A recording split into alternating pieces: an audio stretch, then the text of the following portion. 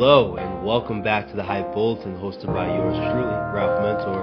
Long delay since the last solo episode of this podcast, last recording, talking about the current events or current of what's going on in sports at least, But as you can see in the last episodes and all, I joined my man Vince Size, host of the 265 Media Football Show, and the host of the Good Morning Vince Size sports show on Twitter Spaces that I be going on a daily basis at least So that's what I've been up to at least Gotten sick, had a little car trouble too as well. So had to figure all that ish out at least before coming back and doing an episode at least clear the mind of the responsibilities at least But since the last time I had my episode, at least last solo episode, I should say, as a Boston sports fan, been a cool thing going on with the Red Sox at least to start the winter meetings, they picked up Garrett Crochet, a potential ace for their team too as well. 26-year-old too as well. And just this morning, this is December 24th. Wow, I should just know that. It's Christmas Eve at least. But December 24th, this morning, they picked up Walker Buehler from the Los Angeles Dodgers just coming off a World Series, a two-time World Series champion too as well. So very, very excited as a Sox fan. They're just missing a right-handed bat, in my opinion. It could be Teoscar Hernandez, or in my opinion, I would personally love Alex Bregman from the Houston Astros at least. Another multi or a two-time champion from that team too as well. A little mini dynasty that they've had for the past couple of years, even with their garbage can controversy too as well. But that's what's been happening as a Boston sports fan with the Red Sox at least. And then of course the Boston Celtics, unfortunately coming off a loss to the Orlando Magic this past Monday at least 108-104 loss at least where the Magic flipped over the game in the second half at least with their physicality, they have what's it called there? They are tops in the league against they're tops in the league against three-pointers, basically, at least. They're tops in the league in three-pointers made against them. They're top three in three-pointers attempted against them, too, as well. And the percentage is that not top three, tops. I'm not sure where, number-wise, at least. I'm pretty sure we can look it up, at least. But still, I should say. But again, the C's lost a close game, at least. Magic had their run in the second half, at least. The C's were able to pick up some offensive rhythm in the second half of the fourth quarter, at least the latest stretches, at least. Forcing it into a one-point game, at least. But unfortunately, Al Horford, in my opinion, rushed. I thought it was a good shot, but just rushed that corner shot, at least. But had an opportunity to at least give the C's a two-point game, at least. From the top end of the corner, at least. If you're watching it on the television screen, at least. But tough loss. It's in there, 22-7 now. Second in the Eastern Conference to the Cleveland Cavaliers, who I believe are 24-5 right now, something like that right now. But they're I believe they're like 2.5, if not 3 games above the C's right now in the conference standings right now. We're about a quarter into the season at least passing the first quarter at least into the second quarter of the season at least So that's what's going on. We got the Bruins too on a little bit of a run too as well. And so I'm not too sure about where their record's sitting or anything like that too as well. I know they were like 4th in the Eastern Conference and all. I know they fired their coach. They've been on the run. They just beat the best team in the Eastern Conference the other night at least and a 4-1 win against the Capitals at least too as well. So very interesting of what they can do. PK Subban, ESPN NHL analyst, has them in the Stanley Cup final this year too as well. They've been, not saying that they've been close. They've had some great runs in the regular season the past couple seasons and also it would be great if they can do their thing and make a little bit of a run similarly to the Boston Celtics, who they share a same building with where they play their games at least and where the Red Sox are going. There is another team out there in the Boston sports area that we'll get to and all, because this episode is going to be mostly about my third quarter progress report, because I'm very behind there too as well. We're at week 16, and again, I haven't had a progress report for the NFL teams there. But before I get into that, with the delay and all, I have finally transitioned into incorporating video into each episode, as you can see if you're watching on YouTube and all. I'm right now streaming on Twitch, I believe, right now, and I'm recording recording this episode as we speak right now, and this is how I will be broadcasting it through through podcast platforms like Apple, Spotify, and countless others. And I'm trying to put myself into it all too as well. So definitely you'll see this. I have like a script in front of me right now. So let me show the screen out. Here's the podcast cover clearly. Obviously not a link, but a little promo for the website too. So go visit if you want to listen to more podcast episodes. I'll be building a shop too as well over the next few months, I should say, honestly. So that will be exciting and all. But the most exciting thing about this is my, look at that guy. Look what I got. I've been watching a lot of DJ Ack. I've been getting hip to the streaming thing too as well, and all with Kai Cenat, and even I show speed at least, so now as you can see, I got my browser onto the screen and all. Let me open up. Can I open up something? There we go. And let me bring up the NFL playoff picture, because like I said, it's been a minute since we had our progress reports and all too as well. Previously, I was going by through division and all, but as you can see, we're going to be seeing there Super Bowl New Orleans, thinking about going to a day in New Orleans, not the game, because that's kind of expensive. Done some fun things this year and all, but still. But as you can see, I'm scrolling down to at least and all, we basically have the teams that have been eliminated from playoff contention at least and all. Still got some teams that are in the bubble at least and all, that from NFL.com. I'm not trying to take any credit for anything. And then we got the teams that are basically in the playoffs and all, but their seeding is up in the wind at least and all. And then we got a few teams that have already clinched getting into the playoffs and all, starting sometime early next month in January at least and all. So we'll start with the AFC at least. No, look at that. This is why I waited, and made for the other Boston team to bring up at least. We got the New England Patriots as the last team in the AFC right now at 3-12 in the AFC East and all. They got 2 games left against now the Chargers on Saturday, and next week against the Bills, who, crazily, we're in a close game against them in Buffalo, out of all places and all too as well. Even had themselves a 14-0 lead in the middle of the second half too as well and all. But unfortunately, we're gonna have to give the Patriots an F and all. I argue there's a little bit offensively. That's a story. We'll get into it, but at least defensively, at least and all, it's been more of injuries, in my opinion, though. We got Christian Barmore, who came back from a blood clot issue, but is now dealing with the same blood clot issue all over, so he's done for this season, too, as well. DeJuan Bentley hasn't played all year for the team, too, as well. Jabril Peppers had a little situation, so he's in and out and all, too, as well. Now, Keon White had a great start, but then flailed off, too, as well, and all, too, as well. So I look at the defense. That's why I have to really give them an F grading. I know I expected the offense to be bad, and we'll get into, how bad it's been, at least, and all. There are some bright moments there for at least, but overall it's been bad at least. But the defense expected to be pretty damn good in my opinion at least. Christian Gonzalez, I feel like, has had a Pro Bowl season on a 3-12 team and all. I can only imagine that at least. But still, he's played well. Kyle Durgas had his moments at least. The Joneses, Marcus Jones and Jonathan Jones, have been relatively healthy this year too as well. The back end hasn't been so bad at least. There are some games that they've left just left the air open basically and all, let everybody score on them, from the Cardinals game, I believe, and all, to the Rams game, the Jets early in the season too as well and all. But I'm really disappointed how the front seven has really played throughout the season and all. Jerod Mayo, first year head coach, coming from a defense that's won championships too as well, was a part of the defense with Bill Belichick before the change and all too as well. And then he's never gotten a true semblance of the defense since the first 2 weeks of the season. They've been inconsistent. That's why you look at the game against Buffalo, at least, you can be thoroughly impressed, because you're looking at a team in Buffalo that scored 40 points in back-to-back games against the Rams in Detroit on the road, at least. Now they're finally home, at least. You were able to slow that down where you were up 14-0 in the football game in Buffalo. That was coming off of, I believe, a snowstorm or some type of snow like the day before, a couple of days before at least. And also, it shows that the defense is there, but it's been so very inconsistent, or they're sitting there with the 3-12 record and also. But when we get to the offense, at least, offensive line bad. Wide receivers outside of Butte and Demario Douglas, bad, at least. Kendrick Bourne, since coming back from his injury, at least, has been decent for them, at least. I'll give him a fair shake, but again, he was out for the first 8 weeks of the season, at least. It felt 10 weeks of the season, at least. So you can only give him such a grading, at least. Ramondre Stevenson has had 7 fumbles this year, at least. I'm confused. I thought he was a sure-handed running back, at least. And he's in there too as well with 7 fumbles this year. Gave up some fumbles against Buffalo too as well. They got Buffalo back into the football game too as well. But obviously the bright spot is Drake May, at least and all.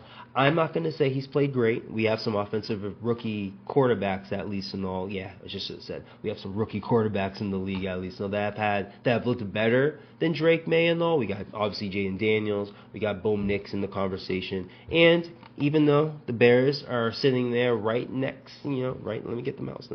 Right there. Can I get the mouse there?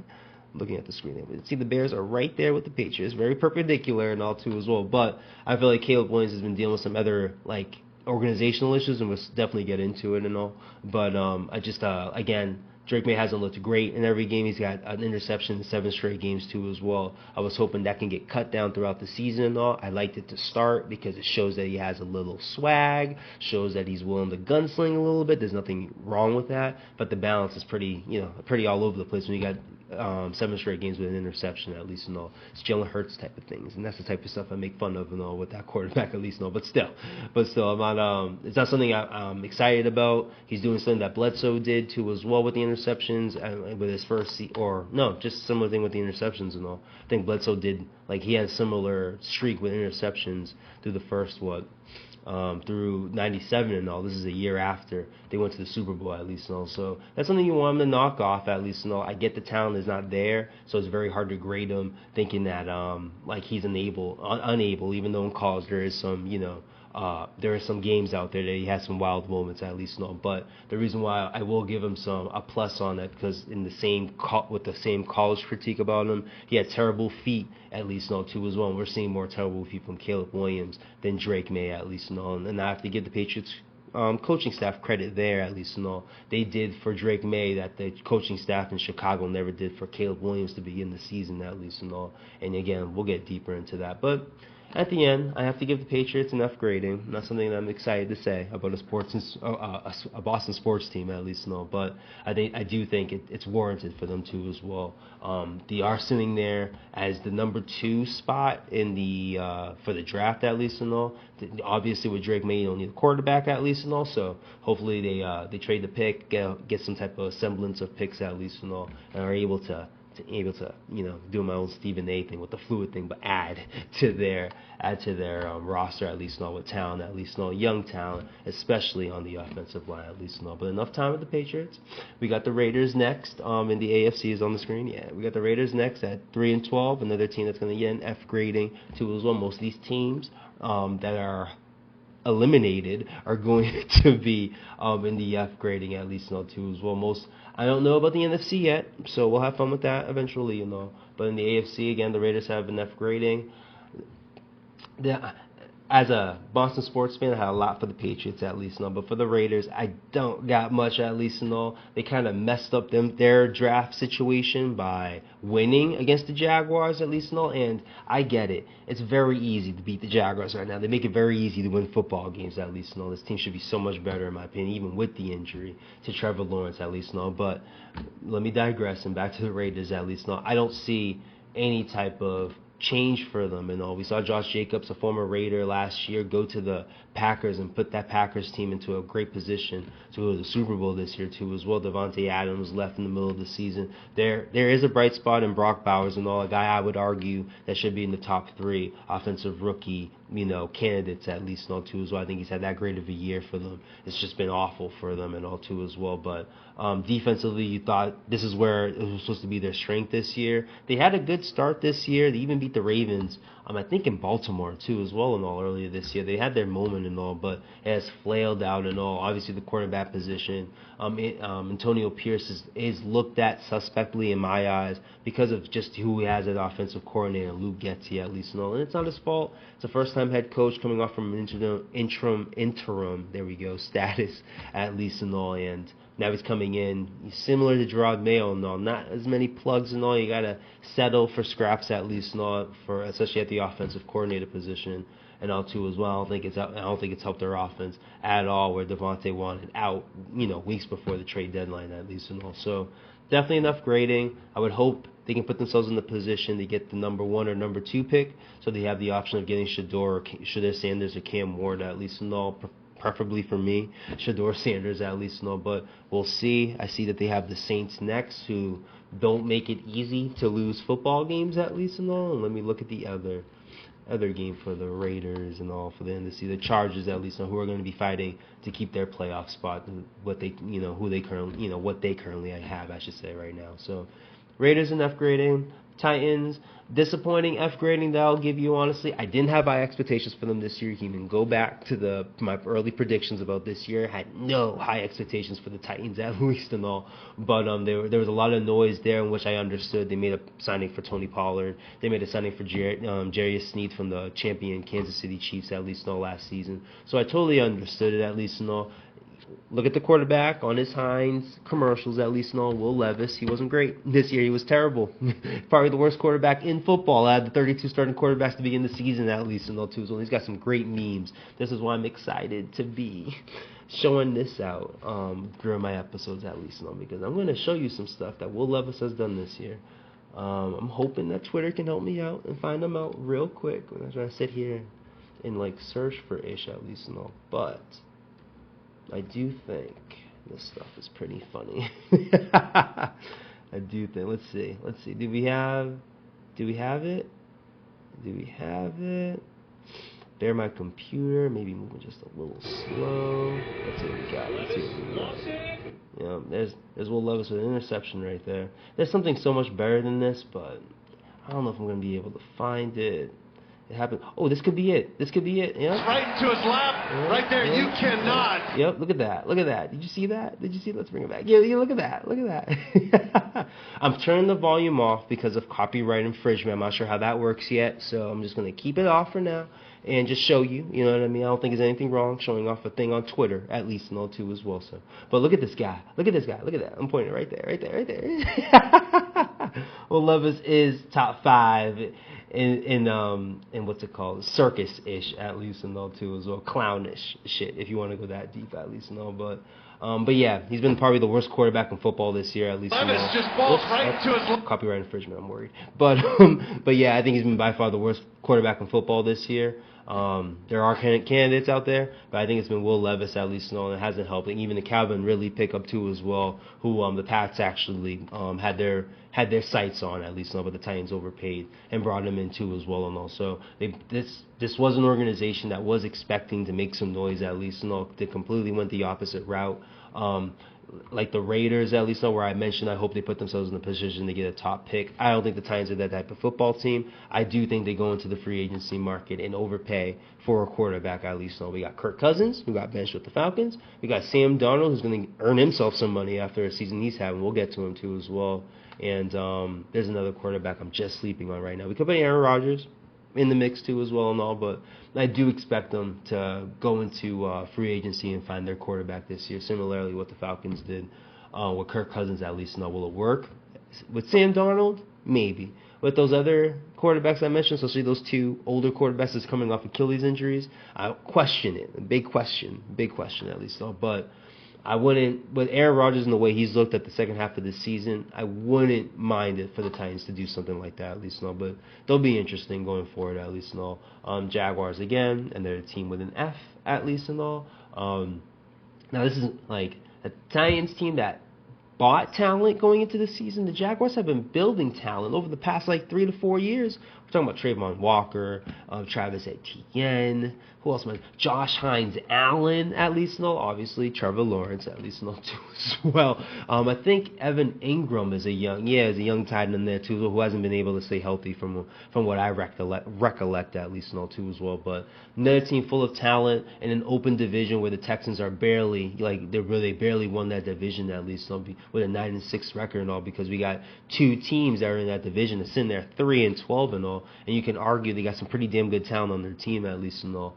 I'm baffled by it. When you got a defensive player of the year type of candidate and Josh Hines Allen and all, I'm shocked how bad their defense is. The second half, I mean, this year, I'll be fair, the Jaguars defense hasn't looked that bad this year and all too, as well. They looked a lot better to compare to last year, at least and all. We gotta look at it. It's just the quarterback position too, as well. Has Trevor Lawrence been so messed up by Urban Meyer, will he ever save himself at least? So there were some people that weren't high on Trevor Lawrence going into the season, at least, going into his career, I should say, honestly. But he did show some moments. Obviously, the playoff game against the Chargers where they were down 27-0 going into the third quarter, and they came back and won that football game and all too. So it could be a Charger thing, because they had the same thing in the Monday Night Football game against the Cincinnati Bengals this year, and they almost blew that game too as well. So I don't know if it's just a Charger thing, at least, no. But you do have a moment like that with Trevor Lawrence, at least, and all. You would think there's some type of development coming out of him. He is a number one pick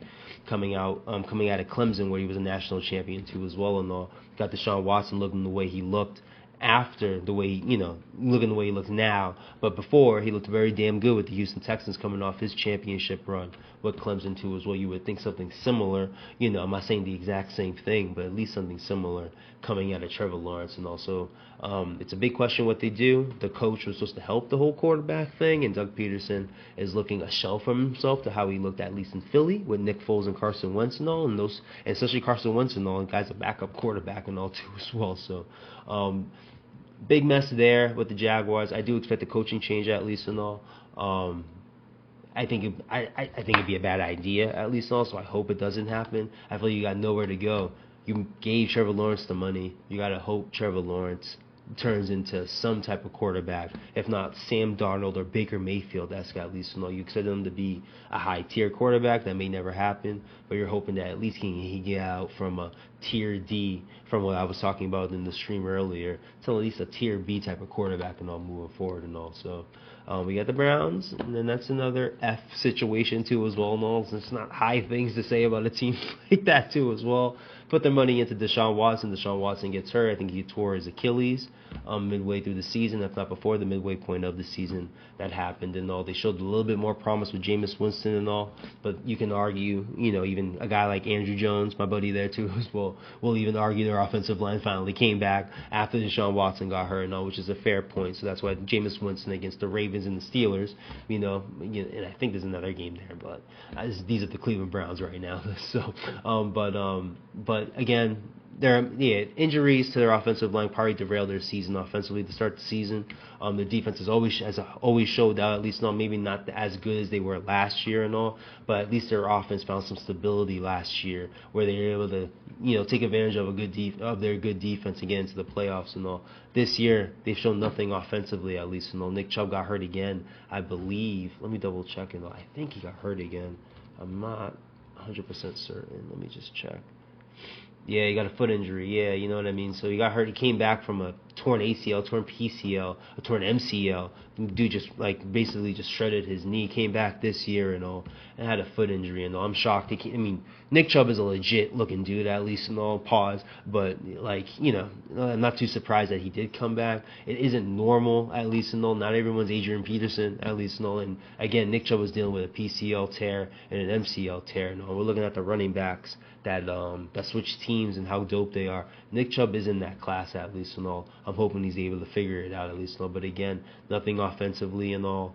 I feel like, they traded Amari Cooper over to the Buffalo Bills too by the trade deadline and all too as well. So they've basically given up on their season. Jerry Jeudy finally has had a show out, for his career, at least in all this season. You can argue he's having the best year of his career, at least in all. But again, in the mundane season, at least in all, where it doesn't mean much. So don't know how they fix it, at least in all too as well. I'm a fan of just dropping Deshaun Watson, but they gave him $240 million of guaranteed money and all. And if you want to get rid of somebody in the NFL and you give them $240 guaranteed million, whatever you're paying them yearly, you're going to be paying that on a cap where you're trying to bring in players and all too as well onto that cap and all. Think about it.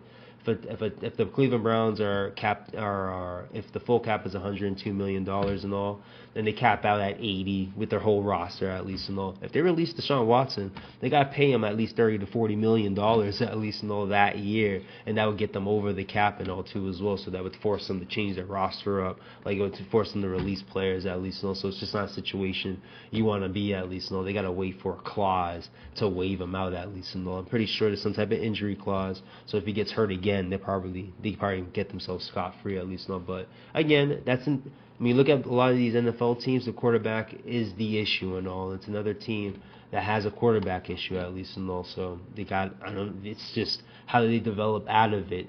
Do you fire Stefanski, who's a 2-time Coach of the Year, who gave Baker Mayfield, some type of run, at least, and he looked decent at that time too as well, but the organization preferred Deshaun Watson. On that look at Baker Mayfield with the Rams, he had a moment there with the Rams before going.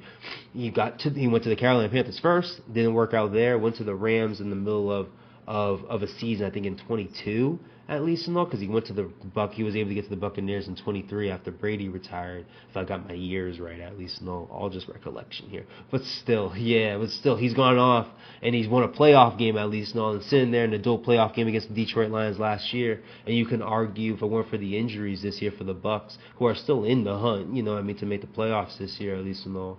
But if it weren't for the injuries, especially to someone like Chris Godwin, we're looking at Baker Mayfield as an MVP candidate and all, because he's had great moments this year.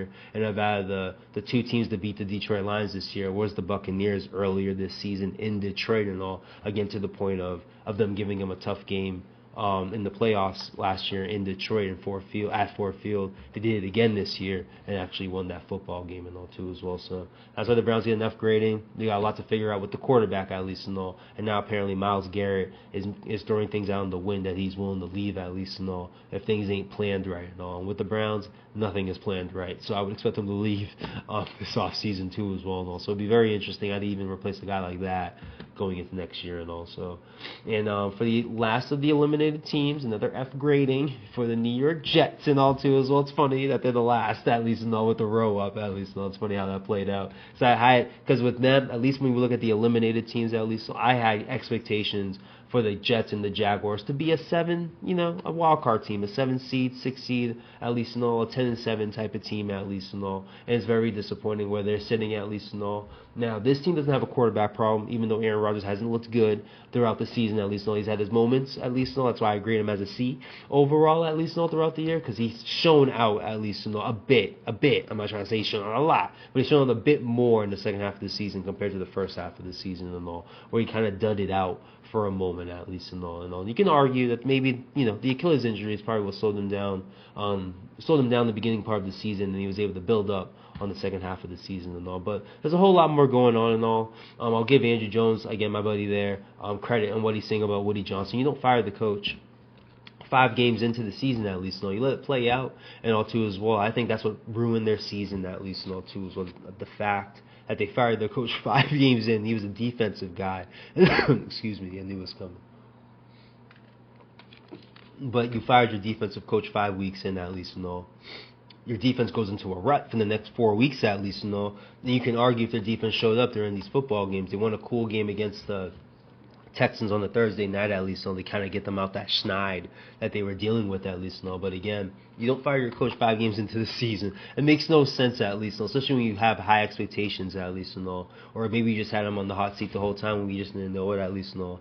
That's someone like me coming as a perspective of a fan at least and all. But still, F grading at least and all. I look at the top down of their issue at least and all. I brought up a point in my first episode of these predictions this year of how owners and how execs can really mess up the funneling of a football team at least and all. Woody Johnson is no different at least and all for what he did for firing Robert Saleh 5 weeks in and all. Good for Robert Saleh in my opinion to be on the Packers staff right now, who's 11-4 and clearly are Super Bowl contenders and can clearly make a run to reach the Super Bowl and even win the Super Bowl this year compared to the situation he was in New York at least and all. So I'm very happy for him at least and all.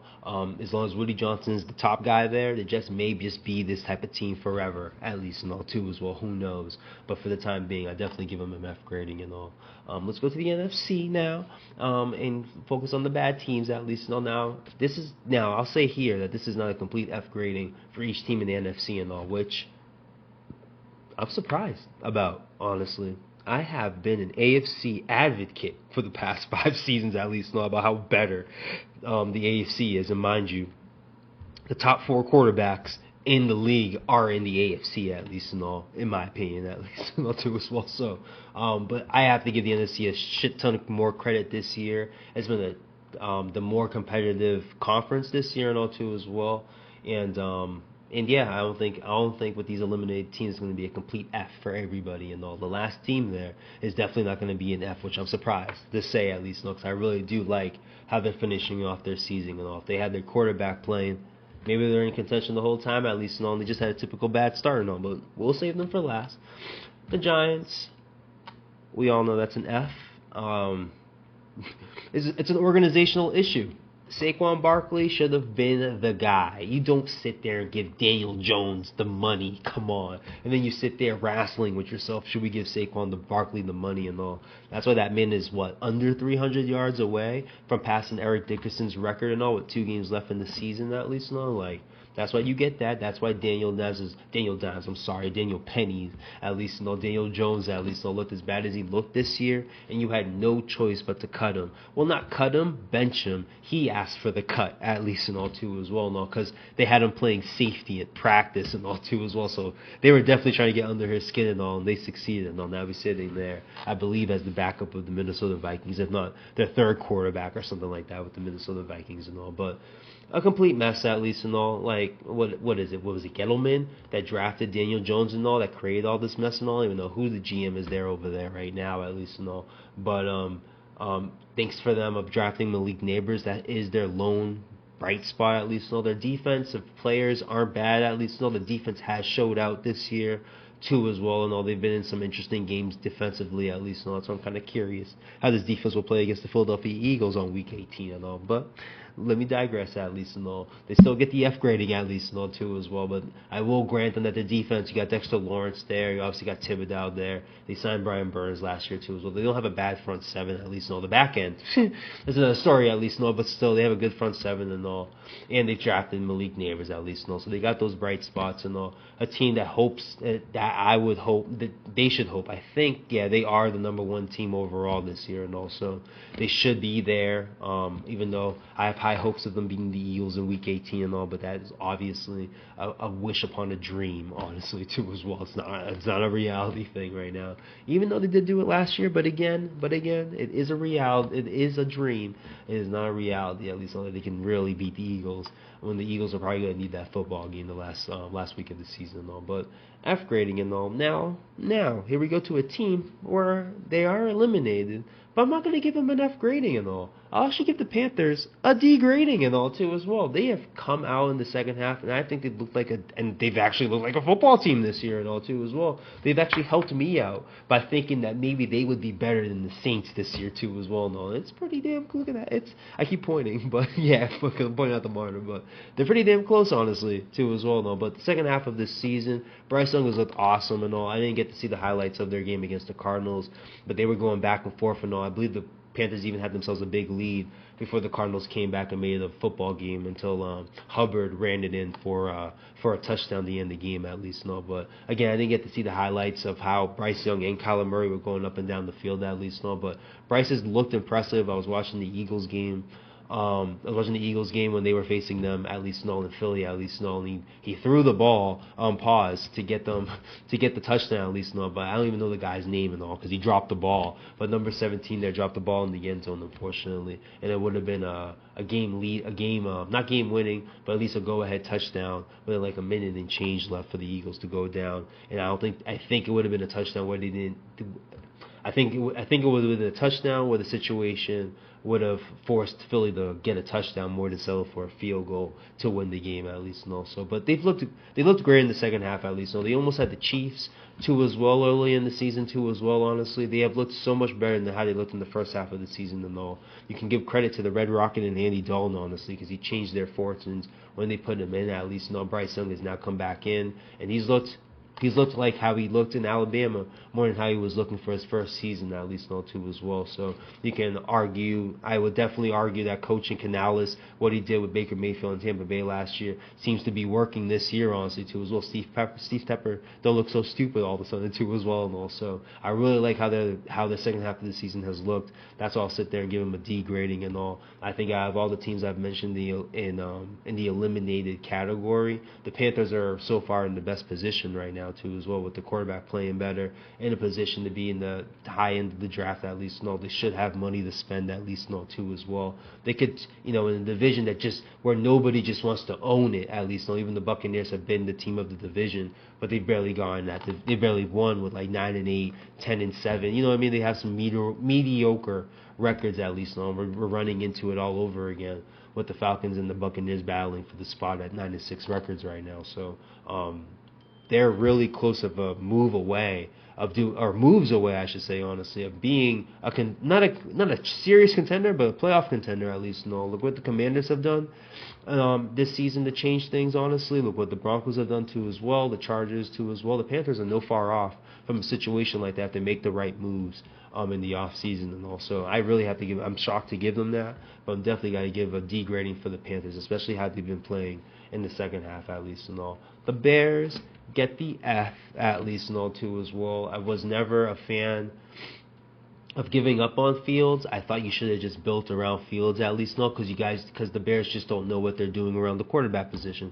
What makes you think you're going to bring Caleb Williams is, I don't care how talented he is, thinking he's going to just make a difference and all just because of his talent at least. They didn't know how to prepare him. Like, look what the Patriots did with Drake May and all with his bad feet. They sat him. The Bears were never going to do that. They just gave the keys to Caleb Williams and never really made him earn it at least. I hate the point of he was supposed to look like Caleb was supposed to look like Pat Mahomes, because that was his comparison going into this draft. He was supposed to look like Pat Mahomes his first year. Pat Mahomes didn't even look like Pat Mahomes his first year at least. Pat Mahomes never looked like Pat Mahomes in college. Maybe he had his moments at least, but he never looked like this, what he's done in the NFL at least too as well. I'm sure he had his moments with I think it was Texas Tech. Please don't quote me on that, but it was definitely some. Let me just look it up. Let me just see where Pat Mahomes went to school at least. Let me get my facts right.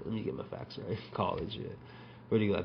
Pretty sure it's Texas Tech. Yeah, Texas Tech University. All right. Let me just fact check myself at least and all. But again, at least and all, he didn't look like Pat Mahomes his first year. Andy Reid sat his ass the first year at least and all. And they played when they clinched the division. He started playing a little bit towards the end of the season at least and all. So it's not the same thing. It's not that it's the same thing. Well, it's not the same thing. Clearly, it's the Chicago Bears, and there's no Andy Reid there, so it's not the same thing. But to expect Caleb Williams to just come into a bad situation and make noise at least on too as well. And I think the points of what I hear of never running a pro offense are true facets at least to why the Bears are where they are at least. I did expect them to run the ball more. I like the combination of Herbert and Swift on their running back position. They never really used it, in my opinion. They expected Caleb Williams to just throw the ball down the field and all. We all know. I think knowledgeable football fans know that's just not how it works. You got to build that out. You got to run the ball. You got to build a play action. You got to do certain things, in my opinion, to build up your offense the way they were trying to build their offense, at least and all too as well. Or they're trying to turn it into a high-powered offense, at least. So there are no steps to get to it. You got to go small. You got to go intermediate, and then you can go deep. They were going deep to start, but they were going deep to start, and they should have focused on the intermediate routes first. Should have focused on the running game first, at least. No, they went to, especially with a quarterback, at least, and all, a rookie quarterback. I was trying to say, at least, and all. You got to start slow, at least, and all. That's why you have to give the Commanders credit and how they built up Jaden Daniels. Jaden Daniels didn't look like Jaden Daniels the first 4 games of the season. He started looking like Jaden Daniels after that Cincinnati game and all, where they had no choice but to give him the keys and start ripping the ball and all, because that was the only way they're going to win that football game and all.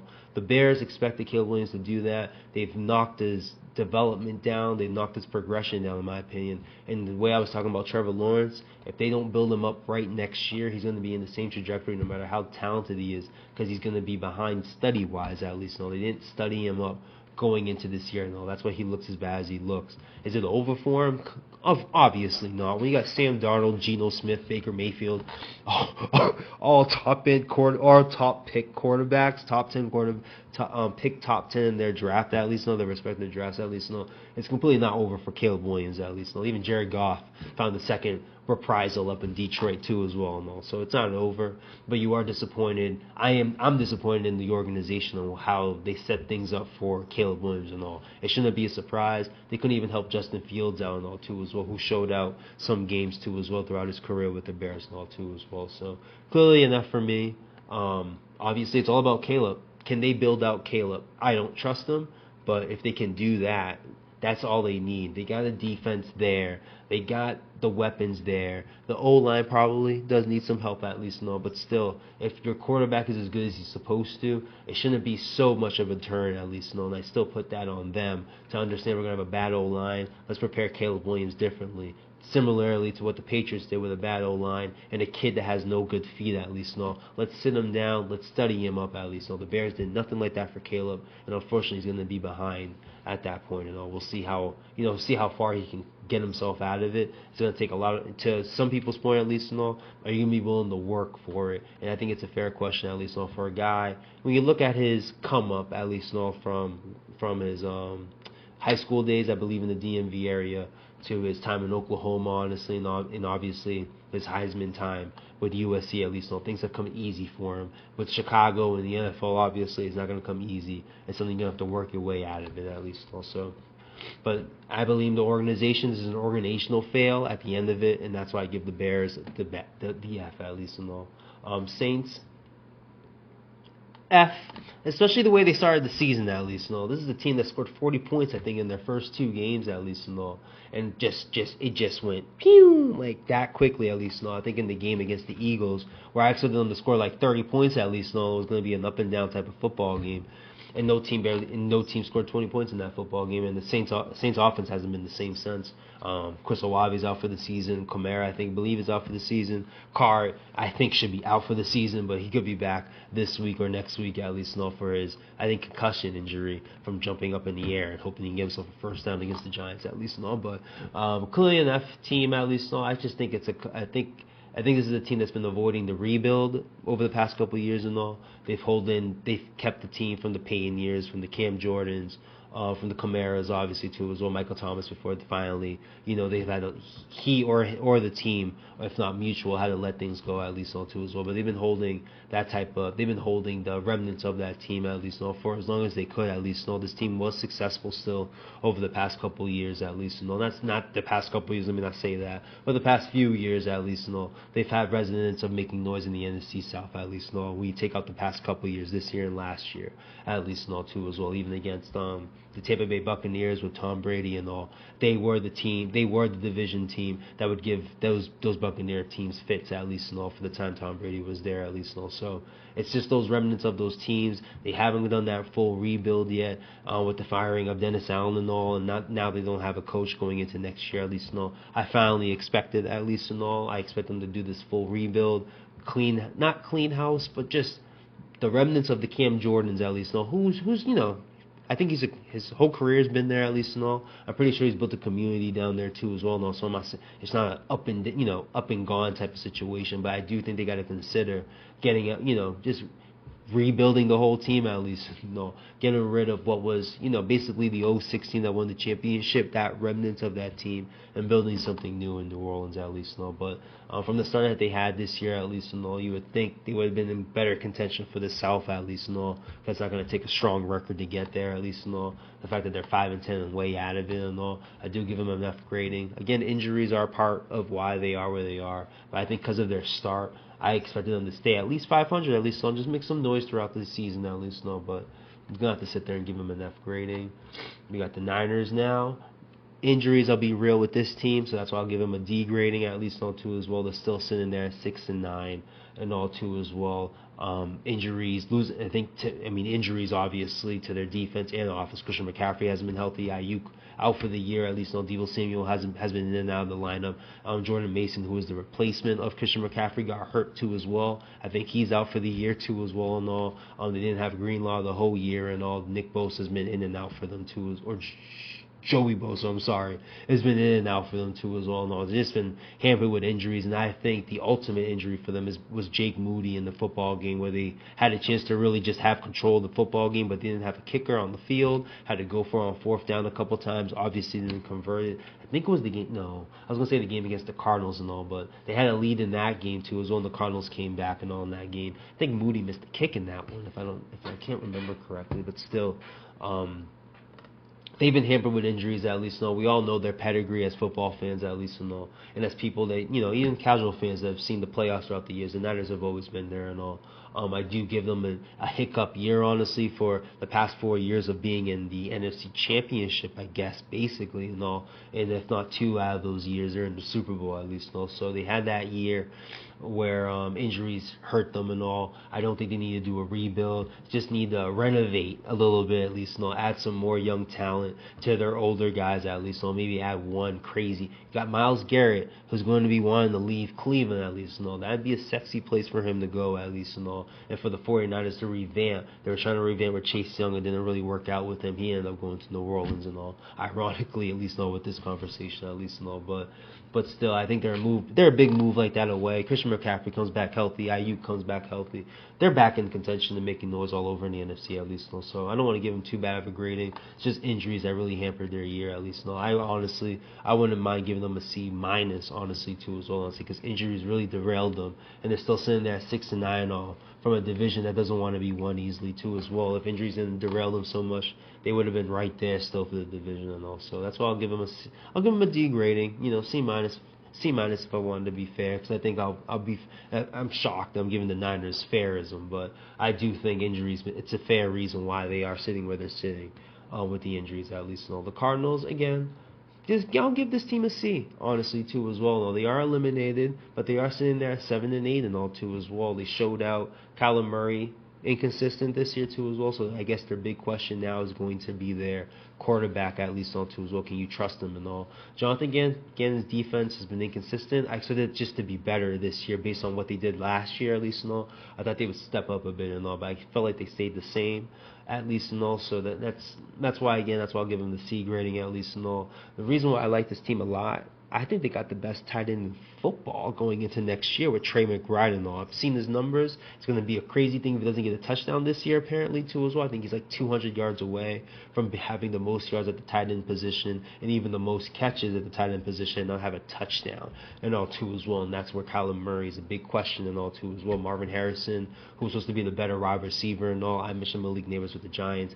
Not much to mention about Marvin Harrison. We got a wide receiver with the Jaguars who was a rookie, and Brian Thomas, at least, who had a better year than Marvin Harrison and all. Is it Marvin Harrison or is it Kyler Murray, at least, and all, too, as well? I'm a fan of Kyler Murray, but again, it's another season to have people giving, throwing out those Call of Duty jokes at least and all to him, because he hasn't played consistent this year. He's had some great games. Had that game I mentioned against the Niners, had a great comeback win against the Niners on the road, at least. In a football game the first week of the season against the Buffalo Bills and barely lost it. Lost a close game to the Dolphins, I believe, and all, too, as well, back and forth going into OT. Similarly to the Panthers game, too, as well, but he kept losing those football games and all, too, as well. So can Kyler Murray get better, at least, and all, too, as well? He's been hurt over the past year or so this is finally a season where he's been fairly healthy, at least, and all. Can he double it up and make some noise, at least, and all? But it's hard to look at the Cardinals and not like what you see, at least. Trey McBride, to me, best tight end. I'm a big fan of the tight end position in football. Great security blanket for a quarterback, at least. I think he's the best right now. I think he's the best. It's just that him and Brock Bowers have looked awesome this year too, as well. Honestly, and Trey McBride, I think, is a vet. I don't think he's a rookie. Let me look him up. Let me look his years of service right in the league. At least, but yeah, he's been in the league for 2 years at least. But yeah, look at that guy with 92 catches, 958 yards. Can I zoom this in? Can I zoom it in for the people? Yeah, let me zoom it in. Let me zoom it in for y'all. But yeah, look at that guy. Look at that. 92 receptions, 958 yards, 10 yards per catch too as well, and he's got 0 touchdowns. That's ridiculous to me too as well. Like I said, I was sick and getting over a cough and all, so please mind my nasalness and my subtle coughing coming out of nowhere, at least. But it's disappointment, at least, to have Trey McBride with those type of numbers, at least, doesn't have a touchdown and all. So that's why that's why it's hard to look at the Cardinals and have an F grading, at least, and all. We're sitting right there in playoff contention until last week, at least, and all. Please excuse the kids yelling outside too as well. If that came in loud, it came in crazy in my ear, at least, and all. But still, it's hard for me to give the Cardinals a F grading, even though they're an eliminated team and all. They got a lot. They played. What was their? Yeah, I'm curious on the Cardinals' record last year, at least. And all. Let me look that up before we move on. Cardinals record 2023. This is the 2020. Yeah, they were 4-13 last year, so they had an improvement this year too as well. The 7-8 record beat some good teams at least in some games with some good teams too as well, honestly. Has some inconsistencies obviously throughout the season. I remember the Commanders going into Arizona and spanking them from quarter 1 to quarter 4 at least and all. So they had their inconsistencies, but they're sitting there 7-8. They got 2 games left where they can be spoiler. They got the Rams, it looks like, coming up, and where's the next game?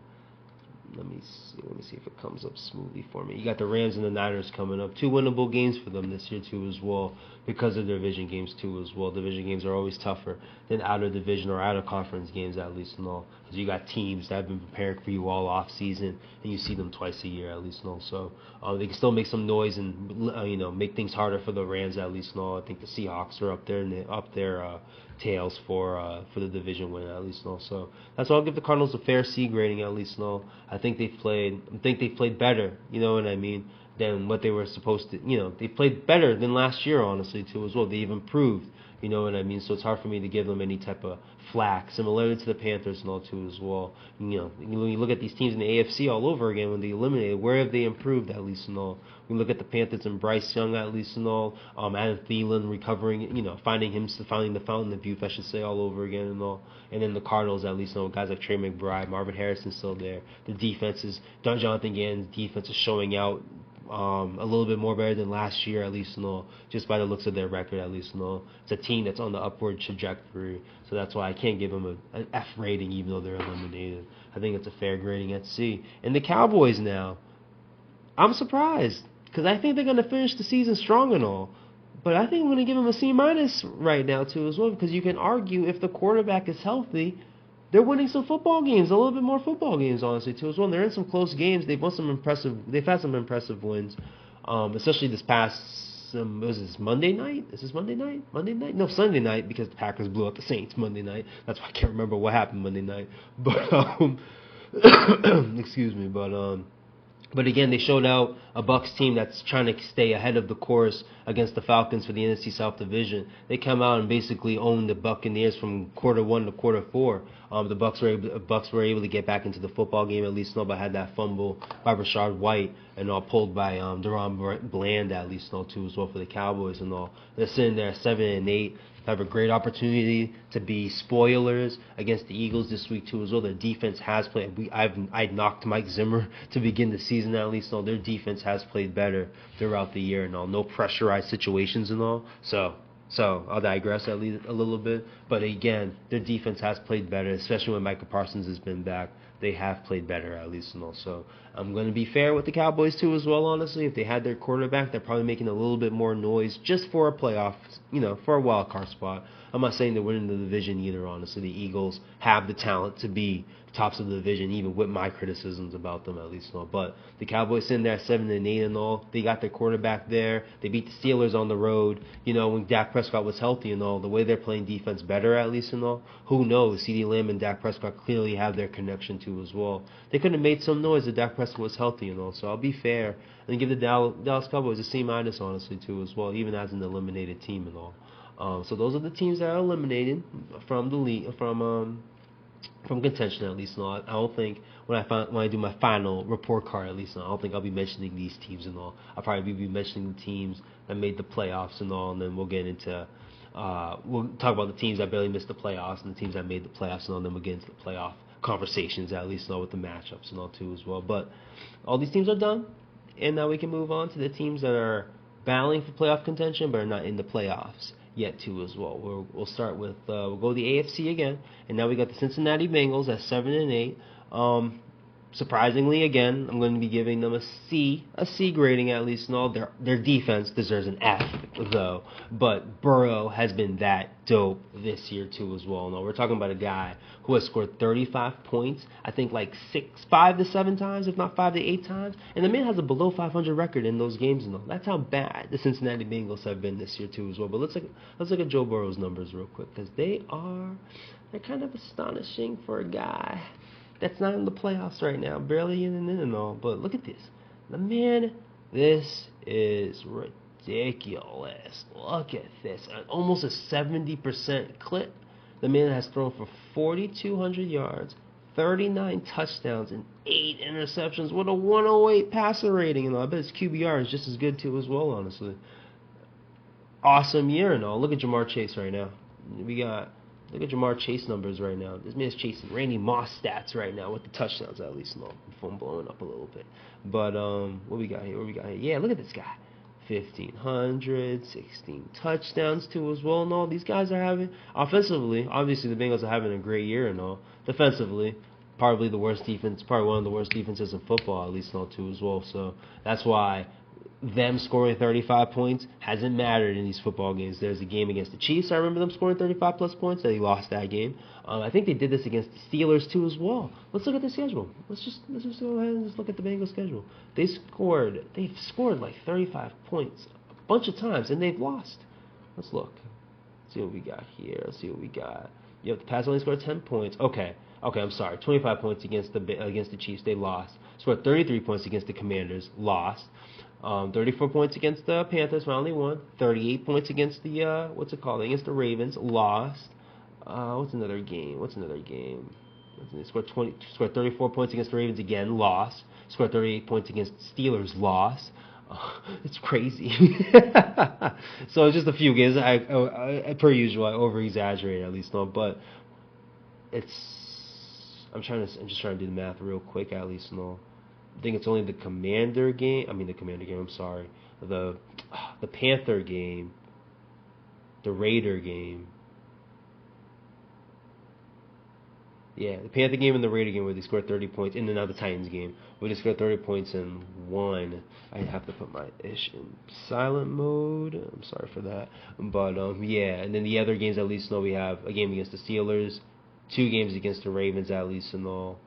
Was the other Steelers game high sky points too? I have a feeling it was. Oh, the seeing him again. Okay, so that was just the one Steeler game, and then the 2 Raven games at least. Where they scored 30 plus points and lost, and then you got the Commander game too as well. So 30 plus points, 35 points. I was pushing it a little bit, but with the 30 plus points at least, you would think they would have at least a 7-1, 6-2 type of record and only have 2 wins in those type of scenarios. I think 2-5 if my math isn't playing with me. I think 2-5 or something like that, honestly. Where they scored 30 points and that's their record. That's their record at least in all those type of scenarios and all. So definitely a C grading because of their offense. If their defense just showed up half the time, you'd probably be looking at a team that's in the playoffs right now too as well and all. So definitely a C grading. Definitely an opportunity to make the playoffs too and all. Even with their defense playing the way they're playing and all, but definitely a C grade because of their offense. Their offense has been electric this year and all with the stats I showed you from Burrow and Jamar Chase this year, having themselves a Tom Brady, Randy Moss type of season, honestly, too, as well. It's just they have no defense to really help it out and all. The Dolphins, when we spoke in the halfway point and all, I definitely definitely was fair with the grading because of the injuries to Tua. Basically the Tua, where the injuries. They had injuries, but it's basically losing their quarterback and all too as well, and they kind of had to slide. Look at them at 7-8 and all. They're battling to get into a wild card spot too as well and all. So that's why again I kind of give them a C plus honestly, because a team that can't win in the cold, didn't have the quarterback and all too as well. They're still sitting there as a 500 team basically and all, and have a chance to make the playoffs and all. So I grant them the resiliency. I don't understand the talk of Mike McDaniels getting fired and all too as well. He didn't have his quarterback playing. The whole cold thing has been a Miami problem, since Dan Marino was playing over there, at least and all too as well. Even Zach Thomas and Jason Taylor, 2 Hall of Fame caliber defensive players that barely made the playoffs and all too as well. So this is just a Miami issue when it comes to that. But I think Mike McDaniels, when he has Tua playing at least and all, are doing what they're supposed to do at least and all. I thought this would be the second best team in the AFC East at least and all. If Tua was healthy, the way the AFC East definitely played out, definitely would have been sitting there as the second best team. No different from where the Chargers and Broncos are sitting at 9-6. I think if the Dolphins again, if the quarterback was just healthy a little bit more, just a few games more, because he basically missed like 4 or 5 games and all throughout the season because of the concussion issue at least and all. Miss half those games, you win one of those, lose one of those, you're probably sitting there 8-7 at least and all. So that's why I don't give them so harsh of a grading and all. I'm impressed with the situation with Tua, that they're sitting there at a 7-8 record and all.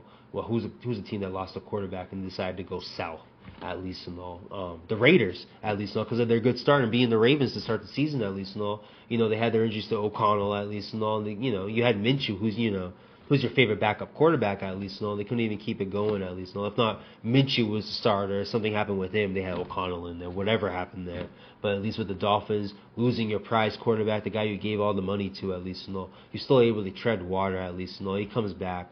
And now you guys are able to be in the position to make the wild card at least, no, at least finish the season on a high note. I'm confused on the McDaniels talk of being fired. I think he's done a great job at least, no, for the circumstances that the Dolphins have been in this year. So that's why I give him a C plus and all. The Colts, same thing at least, no. Another team that I'll give a C plus on the bubble, can easily make the wild card too as well. I think they beat the Broncos. No, they could have beaten the Broncos and all. Jonathan Taylor had his moment with the football, throwing it or disposing of it before reaching the end zone and forcing a touchback or whatever that happened there for them to help contribute to their loss to the Broncos at least, no. But had themselves a big win against the Titans at least, no. This past week at least, no. So now they got the Giants at least, no, which easily could be a win. Let me say that at least, no. Just show up at least, no. It should be a win at least, no. But definitely a team you have to watch for next year at least, no. I wasn't high on them this year. But the roster is dope. Let me get his name right. I keep saying Jake Ballard, but it could be Chris Ballard. So let me just make sure. Jake Ballard. Nope. So it's definitely Chris Ballard, right? Chris Ballard. There we go. He's still there. Yeah, I've been a huge fan of Chris Ballard and his football teams there too as well. There was a time the Colts were 1-5 one of these seasons at least. And all made a little $20 bet with a buddy of mine that they would come back and make the playoffs and all with Andrew Luck, and they came back and made the playoffs and all. So I'm a huge fan of their teams and all too as well. I feel like that's why they're always in contention. And all. I'm not the biggest fan of Shane Steichen at least and all, but they do have a quarterback with Anthony Richardson who is, lack of a better word, almost like one-handed at least, no, because he's not a prototypical quarterback yet from the pocket at least, no. The guy can run. The guy's huge, he's like 6'6", and like 250 at least, no, too. So the guy's a huge guy, what I mean? If not like 6'4" and 250 at least, no. Maybe he's not that tall, but still a huge individual at least, no. So he's able to scheme up runs at least, no, too as well. He's had some big wins with some run plays too as well. I think I can remember the Jets game where he had a big run into the end zone at least, no, to help contribute for a win at least, no. So even with like him being one-handed at least, no, lack of a better term at least, no, still sitting there at 7-8. They benched him too throughout the season and all. Still able to tread water when they're in the position to go, basically in my opinion, 8-8. And sitting there with an opportunity, if the Chargers and Broncos losing to the football game, to sit there and have a chance to make the playoffs at least and all. So definitely like the Colts and how they look going forward at least and all. I didn't think they would have any type of like competition with the Texans honestly, and they kind of did honestly too as well. If it weren't for that run honestly, they'd probably still be with Anthony Richardson, tapping himself out and the team basically benching him at least and all. They'd probably still be, they'd be right there with the Texans, where the Texans wouldn't have won the division so easily at a 9-6 record at least and all too as well. So definitely like those. We're in the bubble right now, so definitely I think the Colts are a C+ type of grading right now. And now we'll go over to the teams in the bubble in the NFC. There's only two of them at least, Two teams I'm going to give a C grading at least, I think it's fair. Buccaneers, I'll give a C+ grading at least, Another team that I thought injuries would derail their season and all. I can't remember who they were facing. I think it was the Ravens they were facing on Monday Night Football, and there were just injuries left and right with them. I thought it was the end of their season and all. And they had an impressive start to the season too as well, beating the Lions, beating the Eagles too as well, at home too as well. They've had some big wins throughout the year and all too as well. Injuries kind of slowed them down and all, but they were able to put themselves in position. Such a bad loss though to the Cowboys Sunday night at least and all. So they are in a precarious position in the bubble at least and all. I will give them a C+ though, because I am impressed in how Baker Mayfield's played, keeping them above water. Mind you, treading water. They've been literally above water. Just unfortunately they had that bad loss against the Cowboys and all, but they were sitting pretty to win the division at least and all. But they don't control their destiny at least and all. There is a tough game for them against Carolina this week. I don't like their prospects of winning that football game, and also it'll be interesting how they finish their season and all. But I'm impressed. I thought the Buccaneers would make noise this year. I thought they would be a wild card team at least, because I thought the Falcons' talent would get them far at least. No, we'll get to them. It's shocking I haven't gone to them because they haven't played well this year too as well. Honestly, it's curious for a team that's like in the hunt for the playoffs at least. No, I'm curious where I'm going to have them as a grade, and they're the region team of where I'm staying right now in Atlanta at least. And also But definitely I like how the Bucks have played this year. It's such a bad loss against the Cowboys, at least, but I won't knock them too much for it. I still would give them a C plus, at least, Now for a team that's similarly in the same position with the same record, at least, the Seahawks to me get a C minus, at least, too, as well. As much as I'm impressed with Baker Mayfield at playing quarterback for the Bucks, I'm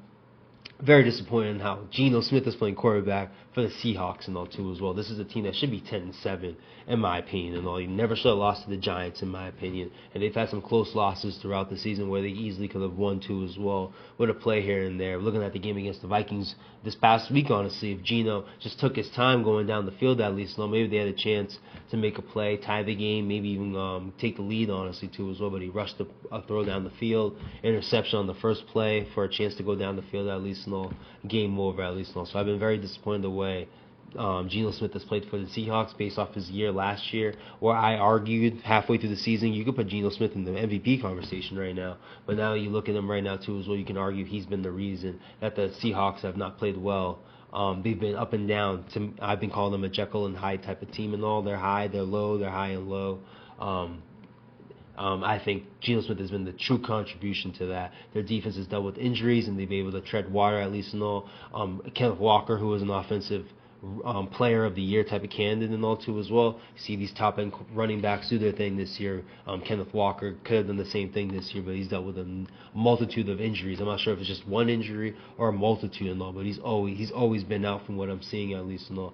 Finally played this past week and all, and didn't have much of an impact because he's not playing at least and all. But because of the play of Geno Smith at least and all, because I think there's an opportunity for him to play well, where they could have been in a better position at least in all seeding wise, maybe even leading the NFC West right now too as well. But because of Geno Smith's play, I'm gonna have to put the Seahawks at C minus. Still a chance to make the playoffs at least. No, Geno Smith can have these next two games can play great honestly and change this whole narrative that I just have of him right now too as well. And also that's what I have right now for the bubble teams right now. But the teams in the hunt that basically, if the season ended today, would be in the playoffs at least and all. We'll start with the AFC again at least and all. The Chargers, impressed. I don't think I'm impressed enough to give them a B, honestly.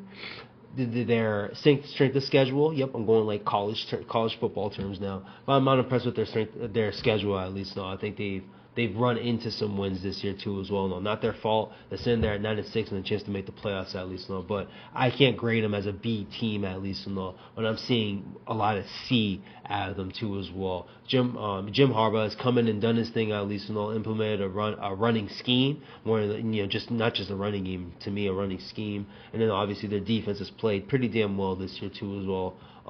They've had their moments. Obviously, I brought up the Bengals game where they were up 27-0, and then the Bengals are coming back tying the football game, and Justin Herbert has to have a drive for a touchdown to essentially end the football game at least. No, but I think I'll give them a C plus grading at least. No, it's a solid season for them too as well. I do think they're just a byproduct of their schedule. The Broncos, no different, C plus type of situation too as well. Honestly, this is the team. Even though the Chargers I thought would be the worst team in the AFC West, at least, no, clearly wrong. I thought the Broncos would be right where they are at 9-6 at the end of 9-18 to me, but they are sitting where I thought they were. They weren't as bad as they were broadcast last year and all.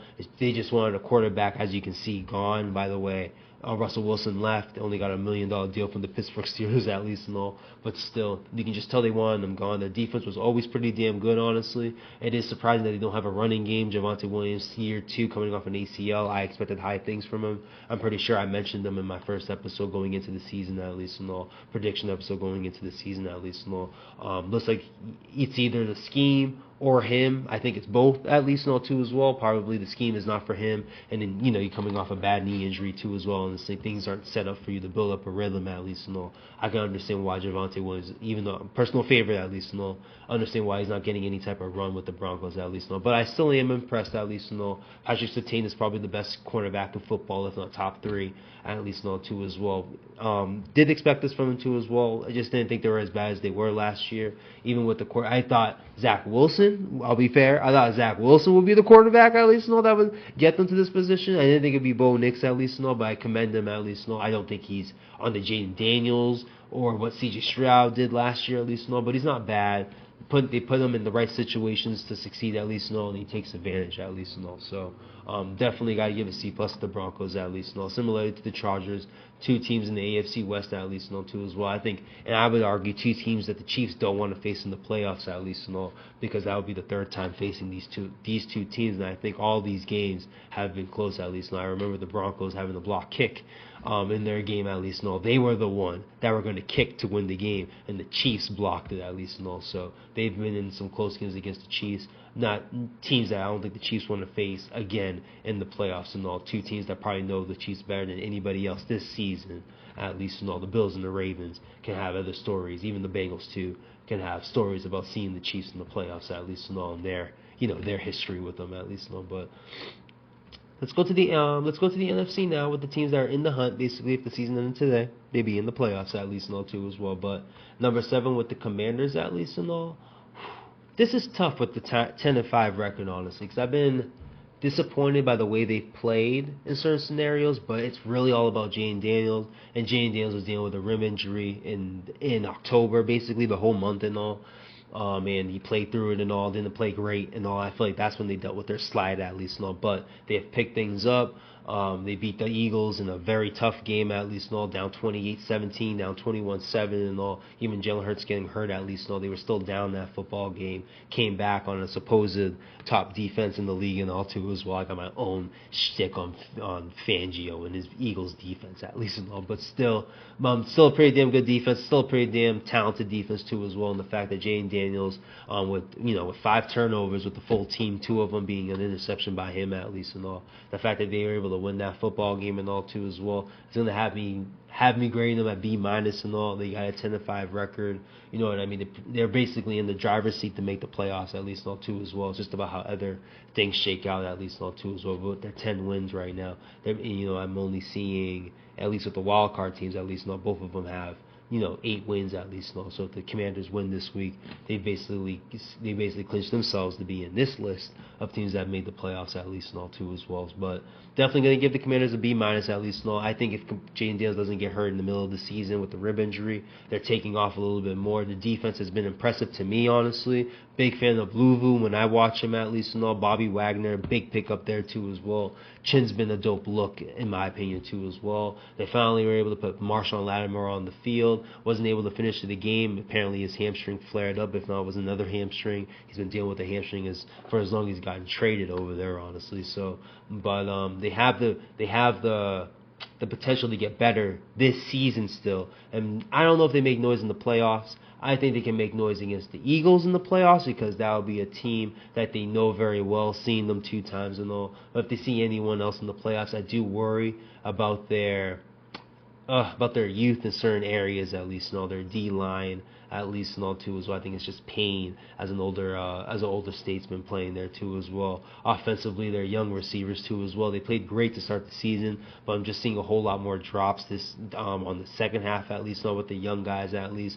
Noah Brown has stepped up to a degree. Zacchaeus has stepped up. He stepped up big time in that game against the Eagles and all. And Terry McLaurin is, I think, Scary Terry is real. You know what I mean? And it means it for Terry Rozier, but it definitely fits it for Terry McLaurin too as well and all. But that's definitely a solid receiver and all too as well. So Zach Ertz, clutch guy at least and all. Not the same Zach Ertz, but a clutch guy. We'll have a moment here and there for them and all. But definitely B- grading at least and all. A team that nobody expected anything from. Maybe me, because I had them winning the division at least and all too as well. But just a huge fan of Jayden Daniels at least and all. It's the whole running a pro offense in college, honestly. I really thought it would translate in the league at least. I thought he wouldn't look any different from C.J. Stroud at least. And we can argue that he's looked better than C.J. Stroud for at least when we're comparing rookie seasons at least. He's looking pretty damn good right now, if not better than C.J. Stroud. C.J. Stroud had probably one of the greatest rookie seasons of all time, honestly, and all, especially it's not really a stretch, honestly. Probably one of the great, if not probably the last 20 or so years, probably Dan Marino coming in as a rookie and dialing it up. And I think his second year, he made the Super Bowl at least, too, as well. So I don't think from my knowledge of history at least, I don't think there's been a better rookie season than what Dan Marino probably did and what C.J. Stroud did last year at least. Joe Burrow was dope, but just got hurt towards the end of his rookie season at least, but no different. He had a great rookie season too as well. I think beat the Chiefs and all too as well, if I remember correctly at least. But he had his moment as a rookie at least, with a bad, similar bad Cincinnati team right now. He dealt with a little bit worse because their O-line was worse back then at least too as well. But Jane Daniels I thought would be a true difference maker for the Commanders. He's clearly shown it and all. A team that finished, what was the Commanders' record last year? Record in 2023. Their record last year was 4-13. Another team that went 4-13 last year, and that's the same thing with the Cardinals at least. The Cardinals ended up finishing 7-8 right now after their 4-13 year. The Commanders 4-13 last year. Now they got 10 wins and all. Difference of 6 wins right now too as well. That to me deserves a B, just a B graded by itself, but a B minus because of their little rut that they had in October, in the beginning of November at least and all. But we'll go next to the Falcons at least and all, and a C minus for a team that if the season ended today, they'd be in the playoffs at least and all. But it was a mess for Kirk Cousins at least. So the defense is not good too as well. Only Jesse Bates is the only good thing that they got defensively from what I watch at least and all. I seen Matthew Judon, former Patriot, got traded over there, has given you nothing. He finally showed you something against the Giants at least and all, and we already talked about the Giants earlier on this recording at least and all. So they finally won. They finally had a dominant game, but again it was against the Giants at least and all. And Michael Penix looked okay, looked better than Kirk at least and all, but it didn't look great at least and all. It's hard to expect them to look great over these next stretch of games at least and all. They'll probably if they even make the Super Bowl, they only play like 5. Or they make the Super Bowl, only play like 6 games at least and all. So it's a big if about the Super Bowl part. But I'm just saying there's only so many games Michael Penix is going to have and all. So how much better can he look and all? I'm very curious about this game against the Commanders this week. A big game against Atlanta and the Commanders at least and all. But he didn't look great against the Giants at least. No, the Giants are just bad, so there's just extra opportunity for him to look better at least. No, but it did take him time to get going at least. No, so I'm curious, what type of rhythm will he be in going to this Commander game? And it can really put him behind against a team who's trying to win compared to the Giants who are trying to lose and get the top pick in the draft, in my humble opinion at least. No, and for the last of the teams that are in the hunt, if the season ended today, would make the playoffs, are obviously the Los Angeles Rams. Because of their record, you think they get a B at least and all. I'm just unimpressed with their defense. I commend their defense though, because how can you be better when you lose one of the greatest defensive players over the past 25 years, probably the best defensive player we've seen since Reggie White or something like that. So you know what I mean, like. Aaron Donald is that type of football player at least and all. So it's like it's not like my Patriots losing Tom Brady. How do you expect to be better after losing the greatest quarterback of all time? I put the Rams there in the same position, but I did give them that you have Matthew Stafford, who's probably a top 3 quarterback in the NFC at least and all. Probably the best at least and all in some people's eyes at least and all, which I don't blame him at least and all. Matthew Stafford has shown out since winning the Super Bowl at least and all. He hasn't dissipated since losing the Super Bowl or winning the Super Bowl a couple years back at least. But their defense is why I'm not high on them at all, honestly. Their offense is legit. Puka Nacua is a top 10 receiver and all too as well in this league. I wasn't sure. He is now, honestly. Cooper Kupp being an ancillary guy than being a main guy at least, which is a testament to him too as well, honestly. Sean McVay still being Sean McVay at least. Their offense is their offense. I think Kyron Williams is their running back and all. He's having a decent year, if not a pretty damn good year too as well for them. It's just their defense I'm shaky on. That's why I give them a C plus at least, even with their 9-6 record at least. They got Arizona this week. That could be a loss. I think. Let me see where it's at this week. Let's look at week 17, man. Week 17. This is crazy how quick the NFL season has gone, to me at least, too as well. But let's bring up the week 17 games, and they begin tomorrow on Christmas. We got the Steelers and the Chiefs, and we got the Ravens and the Texans, honestly, too, as well. F the NFL, I prefer my NBA on Christmas, at least, But since I'm doing the podcast on the NFL, I guess I can't be too annoyed about it, for being honest, honestly. So let's just be real. But when I look at the Cardinals are at the Rams, at least, in all this. Saturday. Yeah, this Saturday at least. So yeah, we got Saturday games now too and all. Still got a Thursday game too as well. Go NFL. Take the whole week.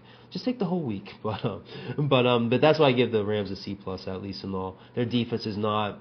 It's not something to brag about, at least and all. I commend them for being in this position because, again, losing Aaron Donald, best defensive player over the past 20 to 30 years, at least and all. You lose a guy like that, your defense isn't going to be good. The fact that you're 9-6 and sitting in the top of the NFC West, and you're probably away. Yeah, if you beat the Cardinals, you probably no, because you still got the Seahawks.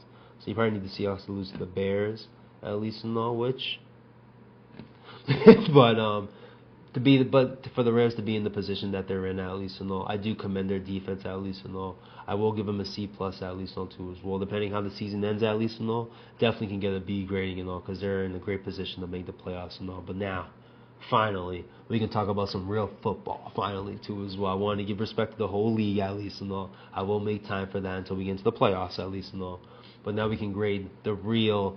I think any team that you see here can go to the Super Bowl. There's probably two teams in the AFC, and I'll point those out. But when you look at the NFC, these four teams in the NFC, even though I'm not the biggest supporter of the number 2 team, but when you look at their rosters, you look how they're coached up, at least and all. You look who's at quarterback, even though again with the number 2 team, I don't think they have a quarterback there.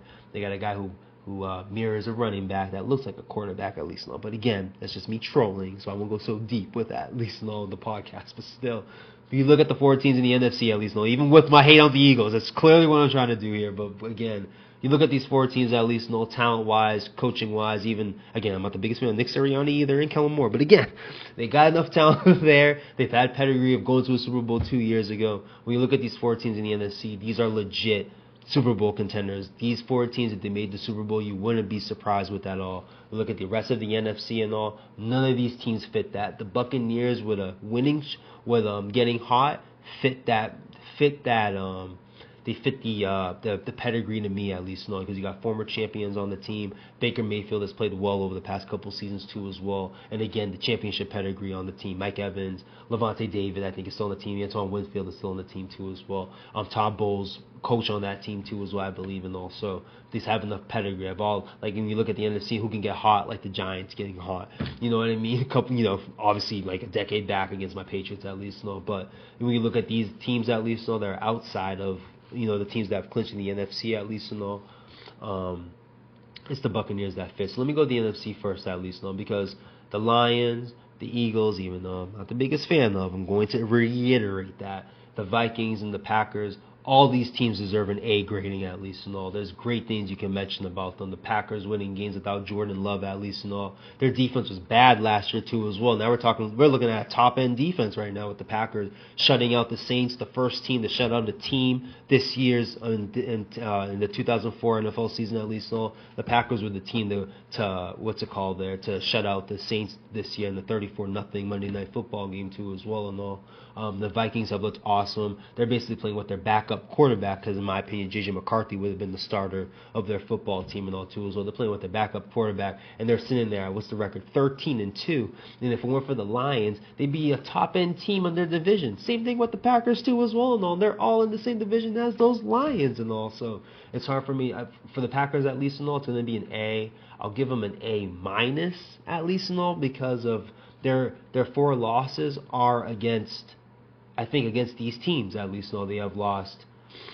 They've lost twice to the Lions. They lost to the Eagles the first game of the season in Sao Paulo, Brazil, at least, and they lost to the Vikings early in the season. They have them, I think, for the last game of the season, if not this week, right? Is it this week? Yeah. Oh, wow. We got Packers-Vikings this week, too, as well, and all. And, yeah, they had a great game, too, as well, early in the season and all. Yeah, the Vikings were – I remember this game. I was in Miami for this game. The Vikings were up early. I think they were up 28-0, if not 28-6, at least, and all. The Packers came back, tied the game, at least. I think the Vikings won it. Well, I know the Vikings won. I think they won on the touchdown late by Sam Darnold, who's done this a couple times this year. 1 game's late with a score, at least. Touchdown or field goal, whatever the team needs, he's done it and all. Sam Darnold's looked quite impressive and all. That's why I give the Vikings an A. I think they deserve an A. They've been solid from week 1 to now. Their close loss to the Lions is a loss, at least in all, in Minnesota, where they had a lead. The Lions came back. The Vikings came back and got the lead at the end, and Bates hit a kick at the end to win the game, at least in all.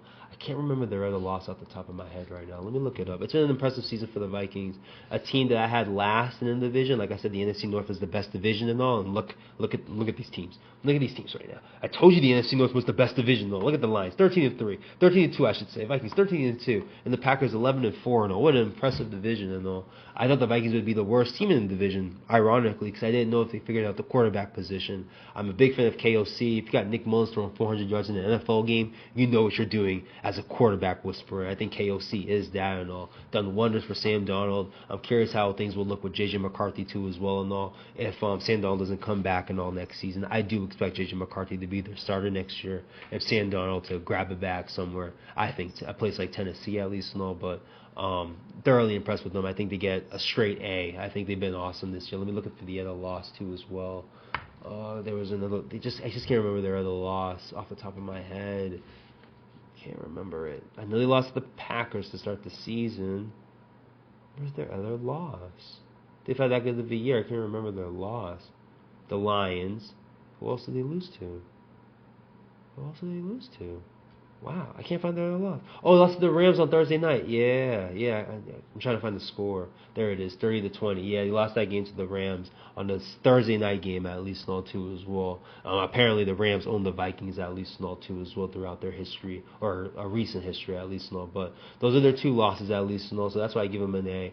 The Eagles, again, I'm not the biggest fan of the Eagles at least, no, but you're looking at a guy in Saquon Barkley who has a chance to catch Eric Dickerson for the rushing record. I think Saquon Barkley's like 1850 right now, 1850 yards, and the record is I think it's 21 and change by Eric Dickerson and all too as well. It just shows the greatness of their offensive line at least. It's been great. That's why Jalen Hurts is able to do what he's able to do as a running back at the quarterback position at least all too as well. But still, they've been great. The defense, I think it's an overrated defense at least also. I'm not gonna knock them for where they are at least and all. They are a top end defense at least. So I do think it's overrated. I do think it's a defense you can throw on late in games and all when Fangio is just gonna keep sending a blitz, if not a 5-man rush at least and all. I do think if the right quarterback can map out where the rush is coming from, can sit in the pocket and make some throws, and we saw that with Jaden Daniels this past Sunday afternoon against them and all too as well. But can't argue about what Saquon's done.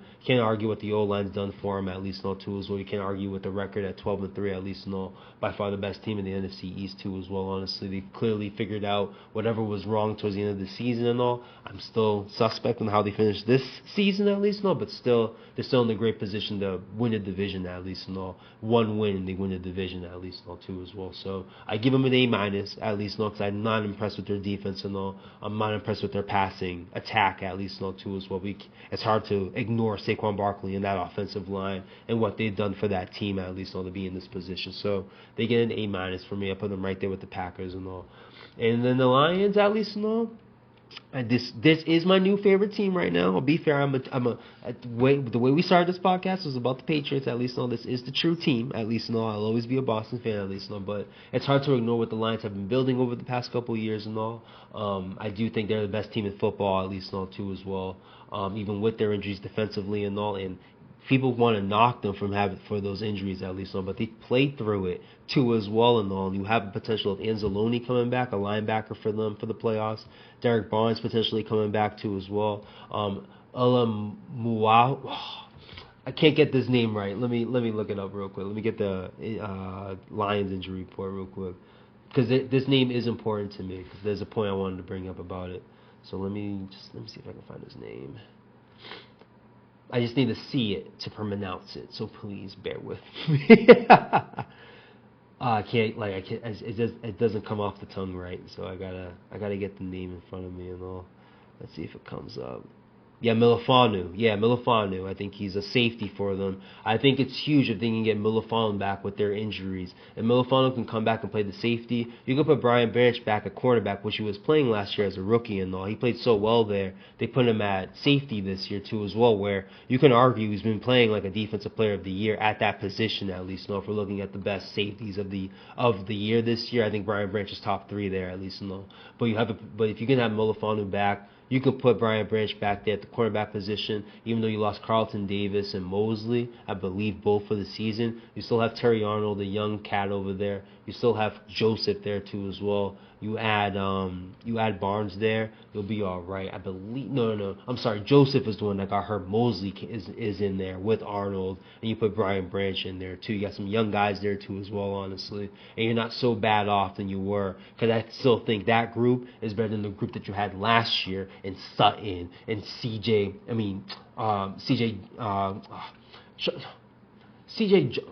I can't get his name right.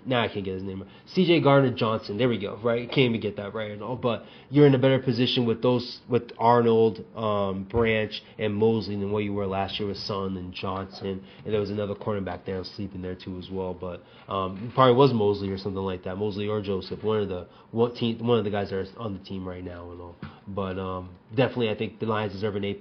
With all their injuries, they've had 14 different players on defense get hurt this year, especially their best player, Aiden Hutchinson, and they still only have 2 losses and all too as well. I think that commends some type of adoration, in my opinion, honestly, because you got teams like the Niners who have dealt with injuries.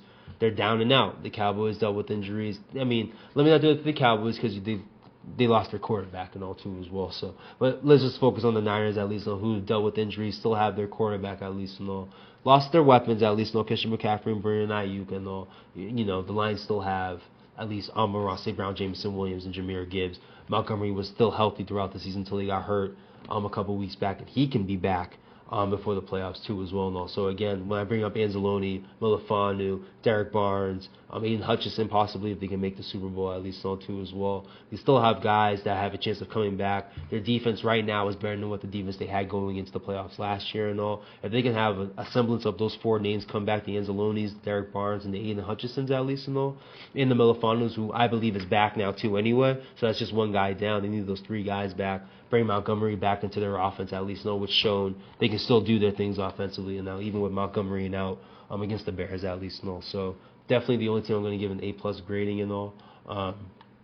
Maybe the Chiefs. We'll see when we get to the Chiefs at least, but definitely wanted to focus on the NFC first at least, because these 4 teams, in my opinion, are real Super Bowl contenders at least, The AFC, I think, really only have 3 right now too as well, and I think 2 of them, out of the 3, 2 of them are legitimate, and as a certain fan of a certain quarterback and all, you'd be surprised. I'm surprised that I'll have them outside of the 3 of those contenders at least and all, but we'll start with the Ravens at least and all.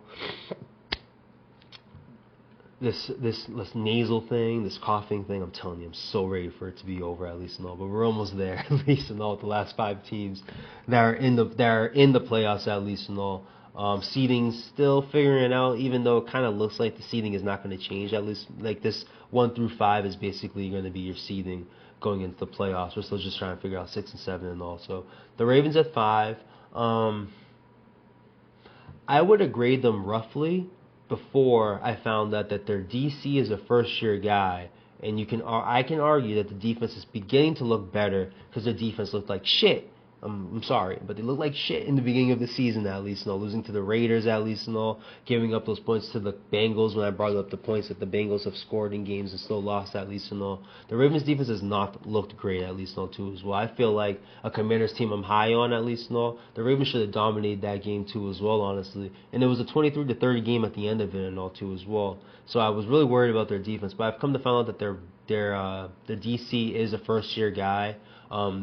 Their defensive coordinator last year obviously went to the Seattle Seahawks, Mike Macdonald, for a head coaching job at least and all. I was worried about the Ravens being true contenders and all, but if their DC is able to build up his rhythm and all, they could be a little bit more dangerous in the playoffs than what they were last year, because it's going to be a defense you don't know what to expect from at least and all too as well. It's a great thing that they may have that I kind of underestimated because I didn't like how the way the defense was looking, but you still got Kyle Hamilton there. You still got Roquan Smith there. You still got all pro players there.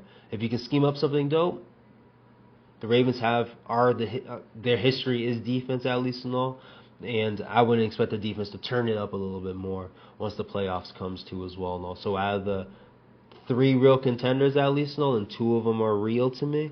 The Ravens are one of those 2 that are actually real to me and all. Going to be surprised with the other team that are in the conversation, but I don't know if they're real yet too as well. But let's go to the 2 teams out of the 5 that are, even though they've cinched their playoff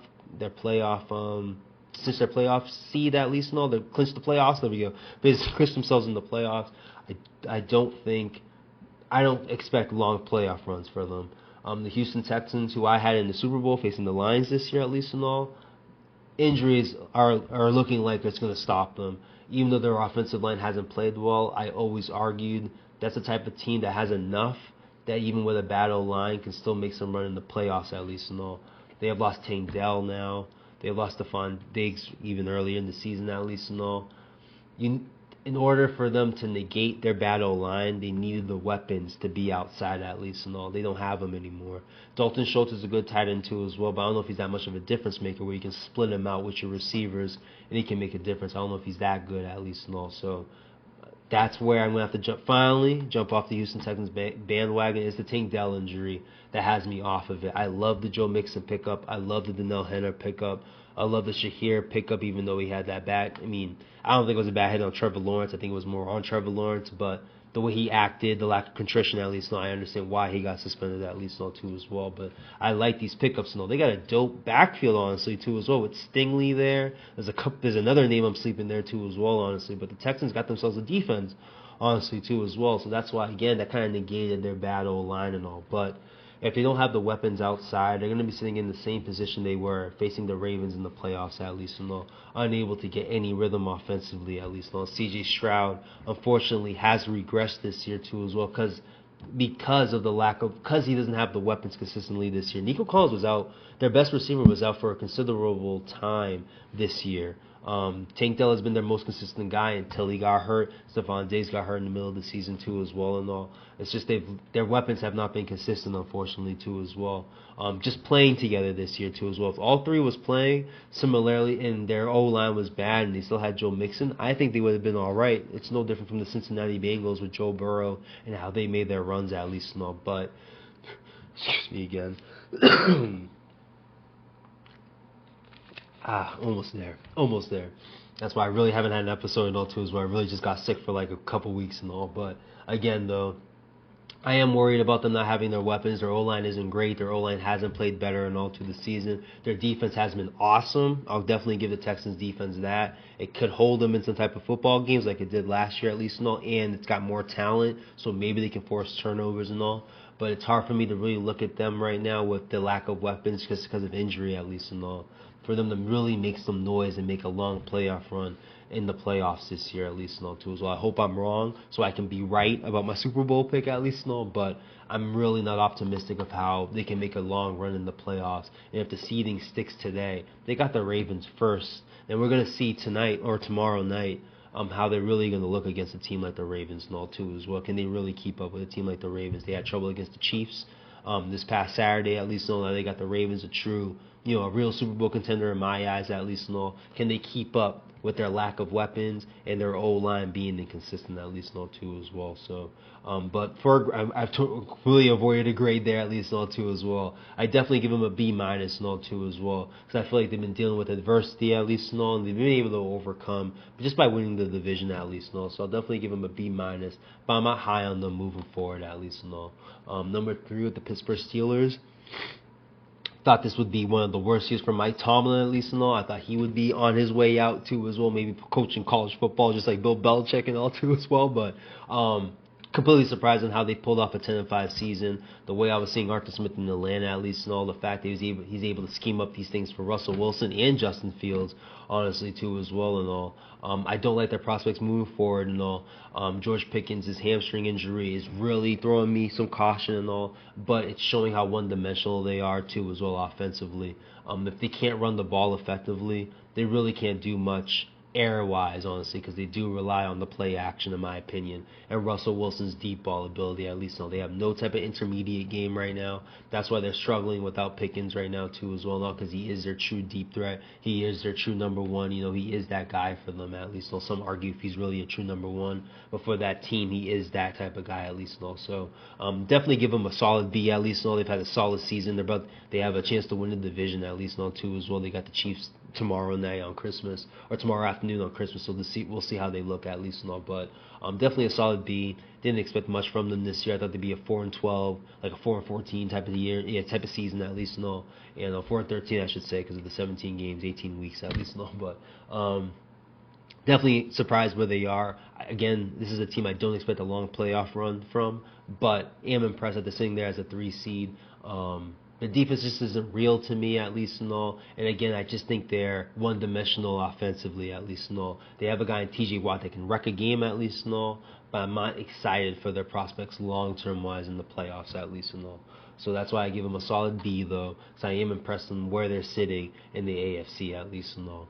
With the Bills, now, this is the third thing. Josh Allen is the best quarterback in football. Josh Allen is the best football player in football. Like, that's how big of a Josh Allen fan I am and all. And yeah, he is white, and he plays like a black quarterback too as well, i.e. Cam Newton and all too as well. I'm a huge fan of Josh Allen, though, but I am concerned about their defense and all too as well. They do have guys that can be clutch, and guys like obviously Von Miller, Ed Oliver, Matt Milano, and all too as well. But I am worried about their back end a little bit. This is a team that made the Patriots look good for the first half of their game this past Sunday, at least, and all too as well. Gave up 40 points back-to-back weeks to the Rams and to the Lions too as well. Honestly, all indoor, I get it, but you're gonna be playing a Super Bowl indoor too as well. So, in New Orleans at least all this year and all. So I don't like the way they're playing defensively at least. No, offensively they're awesome. Josh Allen is awesome. Picking up Amari Cooper has given them enough space where he can make a little bit more noise now too as well. Their running game has been thoroughly awesome this year too as well. And all. I'm just worried about them defensively. I see something defensively with the Ravens that they can get better. I don't see it with the Bills unless Von Miller turns into old Von Miller and all. The Von Miller that we saw like that was almost 10 years ago at least and all. So that's the one thing I'm worried about with the Bills. Can they really bring it defensively to be in these football games? They do have the ability to win 38, 33 type of football games at least. No, I wouldn't want that in a playoff game. We saw how that worked out for them in the divisional game against the Chiefs a couple years back at least. No, able to get the points where your defense couldn't stop Mahomes for 13 seconds at least, where they got that field goal and all, go into overtime and win because they got the ball first and all too as well. So for a grade for the Bills at least and all, I give them a solid B again. I won't give them a B plus because of that defense at least and all, but a solid B, maybe very strong B where it's a B plus at least and all too as well. We'll see how they finish their season and all. Can they hold that 2 spot, which they should at least. They got a 2-game lead on the Steelers at least and all. But I think they get a solid B on my eyes, at least. And on the Chiefs, Chiefs are the Chiefs. They've looked better over the past couple weeks now, beating a team in the Texans by 8 points, then beating the Browns by 2 touchdowns finally. They have been unable to beat teams by more than 3 points, if not 2 points, over the season at least. They've had a whole bunch of close games. I'll check their schedule real quick just before I finish things up finally and all too as well. Finally got through this thing. But this nasal nonsense, honestly, too, as well. Sound like an idiot, in my opinion. But these close games that they've had, we're looking at Ravens game. Okay, it was a 7-point game. But we're looking at the Bengals game, 1 point. Chiefs against Falcons, 5. Okay, 1-score games, I should say, at least. The Saints game, they won by 2. Niner game, won by 10, at least in all. The Raider game, 1 score. Buck game, 1 score. Chiefs game, 1 score. Bills lost. Chiefs, Panthers game, 1 score. Raiders game, 1 score. Chargers again, 1 score. And in the past 2 games, they've won both. Even though the Texans game is a 1-score game because it's only 8 points, it's a touchdown and a 2-point conversion at least and all. But I believe they had a 27 to 13 type of lead, and the Texans scored some way somehow. I'm not sure what, field goals, touchdown, went for 2, missed it, whatever it was at least and all. But they had, they finally had a considerable lead on the team at least. When you look at the prior weeks, they were barely getting any type of lead on anyone until the Saints game. It looks like, Saints and the Niners game, when they were able to win those games 2 scores back-to-back weeks at least. But they begin to look good at least. The Chiefs are the Chiefs. Can't take anything too high about them. Can't take anything too low about them. That's why I just give them a solid B plus at least. They haven't looked like an A plus. They haven't looked like an A team this year. The Lions, the Eagles, the Vikings, and the Packers, they've given you forms of dominance throughout this year, at least, the Lions with their offense, the Eagles with their running game, at least, the Vikings was just with their balance, honestly, with the Vikings. We can talk about Justin Jefferson going off. We can talk about their defense causing turnovers earlier this year and all. We can talk about Sam Darnold in a quote unquote, I'm not saying he's an MVP and all, but a quote unquote MVP case and all. They've shown levels of dominance throughout their branches on their team, at least and all, and the Packers, at least and all, not having their quarterback showing dominance, their defense shutting down a team with 0 points in the only NFL game this year, at least and all, to have a goose egg, at least and all. They show again in their list of wide receivers, each having big moments, if not big games throughout the year. Jaden Reed, we got Dobbs there, and we got Christian Watson there too as well. Honestly, I'm even sleeping on somebody else there too as well. Honestly, but that's how deep they are wide receiver wise too as well. No, I just don't think the Chiefs have played like these four other teams, at least throughout the year, at least they're the Chiefs. We respect them. They're back-to-back champs. I'm not trying to diss it, but I just don't think they show level of dominance compared to these four teams to the right here, the Lions, the Eagles, the Vikings, and the Packers, at least But definitely give them a solid B+. They obviously are the true team in the AFC, at least I ain't fighting that, at least If there are any two teams to knock them off that porch, at least that pedestal, at least it's the Bills and the Ravens. If I had to put my money on one team, it's the Ravens, because I like where they're going defensively, at least but don't count out Josh Allen making a game out of anything. He did it against the Chiefs last year too as well, honestly. It took Chris Jones to get into the middle of his face for him to miss that throw to Shakir, at least in the end zone, at least so that's what I have fully. Wow, for my third quarter progress report grades for the NFL, at least we are 2 months closer to Super Bowl 42, I think that's called. Let me make sure, or 52. I'm sorry, 52. Let me just make sure, because I don't do Roman numbers like that. So it looks like we're looking at 53. Is that 53? Right? Just to show you, I don't know shit about numbers. It looks like it's not even 53. Where are we at? 56? Nope, not even. Where are we? 58? 50, it must be 59, because last year was Vegas, at least. So yeah, Super Bowl 59, we're like 2 months away, February 9th, at least. Under 2 months away from that, at least, too, as well.